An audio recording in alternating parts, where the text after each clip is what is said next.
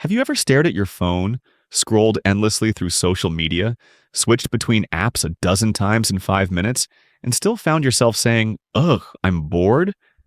We've all been there. It's that feeling of restlessness, of being mentally stuck. Like your brain is itching for stimulation, but nothing seems to satisfy. And it's strange, isn't it? We live in a world bursting at the seams with entertainment, connection, and information. So why, with everything at our fingertips, do we still get bored? At its core, boredom is an emotional and psychological state. It's the uncomfortable feeling of wanting to be engaged but not being able to find something satisfying to focus on. It's like hunger, but for meaningful mental activity. Psychologists often describe boredom as having three components: low arousal, dissatisfaction, and an awareness of both. You're not sleepy, you're not relaxed. You're restless but with nowhere to go.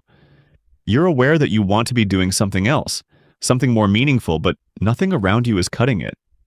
And while it might seem like just a minor annoyance, boredom is actually a fascinating and important signal from your brain. Research suggests boredom is tied to a part of the brain called the default mode network.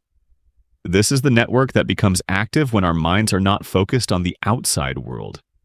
When we daydream, reflect, or let our thoughts wander. Interestingly, boredom often arises when there's a mismatch between our mental state and our environment. If we're understimulated, like sitting through a repetitive lecture or waiting in line, boredom can creep in. But it can also show up when we're overstimulated, especially in our digital world where our attention is pulled in dozens of directions at once. Some studies even suggest that boredom has evolutionary roots. Our ancestors who got bored with sitting around probably went out, explored, discovered new food sources, or invented tools. In this way, boredom may have helped drive human innovation and survival. So it turns out, boredom isn't just a bug in the system, it's a feature.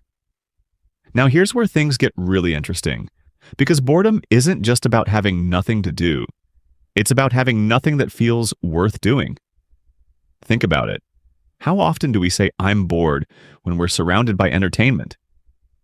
YouTube videos, Netflix, TikTok, podcasts, books, games, news, music, endless options. And yet sometimes nothing feels quite satisfying. This brings up an important truth. Boredom isn't about the quantity of stimuli, but the quality of engagement. Let's consider that again. Boredom is not about having nothing to do. It's about having nothing that feels meaningful to do. This is one of the paradoxes of modern life. We have more choices than ever before, and yet more people report feeling bored, restless, and disengaged. Why? The first reason is overstimulation. When we're constantly consuming fast-paced, high-stimulus content, think short-form videos, social media, rapid-fire news, our brains adapt. We develop a kind of attention fatigue, and slower, deeper activities begin to feel dull by comparison. Reading a book? Too slow. Sitting in silence? Unbearable. Just being alone with our thoughts? Torture.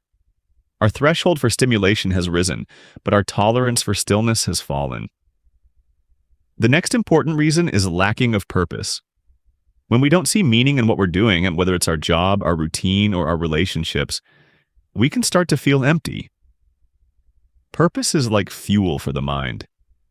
Without it, even a packed schedule can feel boring. And this isn't just philosophical. Studies show that people with a strong sense of purpose are less likely to experience chronic boredom. Purpose provides direction. Without it, we drift. We also get bored when we feel like we have no control. Repetitive tasks, rigid schedules, being told what to do without input, all of these reduce our sense of agency. And when we feel powerless, we disengage. This is especially true in schools and workplaces where creativity and independence are stifled. Ever wonder why students stare out the window during class? It's not always because they're lazy. Sometimes they're just mentally imprisoned. Some people are more prone to boredom than others. But it can also be a learned response. But believe it or not, boredom is trying to help us. It's a message from our brains that something is off. that we're not being challenged, not being creative, not connected to what we're doing. Boredom says, this isn't meaningful. You're stuck. You're not growing. Or even, you need rest. Sometimes boredom is a signal that we need to slow down and reflect. Other times it's pushing us to change our habits, seek novelty, take risks, or explore new ideas. It's not the enemy, it's a compass. Now here's a surprising upside. Boredom can actually boost creativity. Some of the most brilliant ideas in history were born out of idle minds. When we let our minds wander, when we give ourselves time to be bored, we allow the subconscious to do its magic. Think about it. How many ideas have hit you in the shower, on a walk, or during a long drive? When we unplug and let ourselves drift, we create space for insight. That's because boredom can lead to daydreaming. And daydreaming is fertile ground for imagination.